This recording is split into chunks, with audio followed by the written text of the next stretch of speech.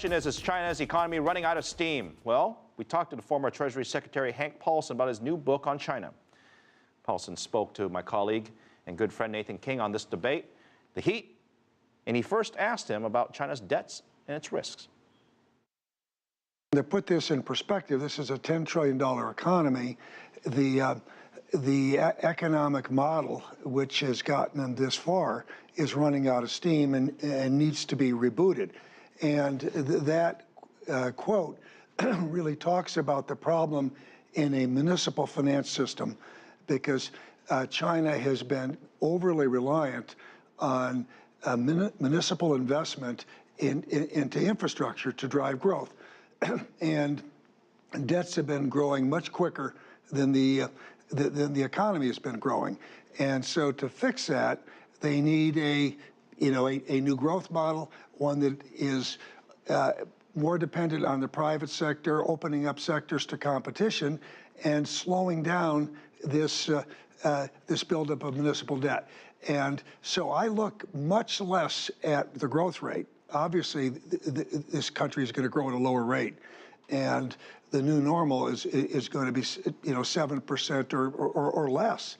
But the important thing to me is what's driving that growth, and to see them looking to the right things as opposed to going back and having a lot more stimulus and supporting infrastructure. You met President Xi very early on in his career. You were an American businessman traveling to provincial China. What do you think of his leadership and where he's trying to go? Well, he is, I don't think ever in the history of the world have you seen someone try to make so much change in such a massive scale. To me, it's just extraordinary.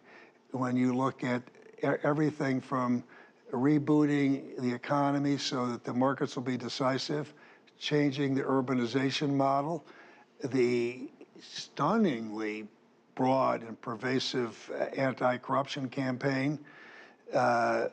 So he's got, and modernizing government. So you have to be impressed that he not only is trying to do all this, laid out the vision, but taking personal responsibility for it. But the job is a very, very difficult one, and I think he's got some significant challenges ahead of him. Yeah, there is lots of changes of policy going on in Asia generally. I want to bring up just one example, the Asia Infrastructure Investment Bank, because that was seen by China as a model for investment, much needed investment in Asia.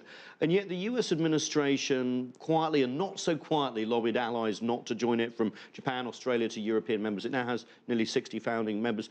Is that an example of how Washington should have cooperated more with China? Yeah, I don't like to criticize my government because I think they've done many, many things well, and you occasionally make mistakes. I think that was a mistake, that the right policy, we should be welcoming China into the multilateral institutions, which and working to have them play a bigger role. And then when you look at infrastructure, this is something the United States doesn't do. China is a leader.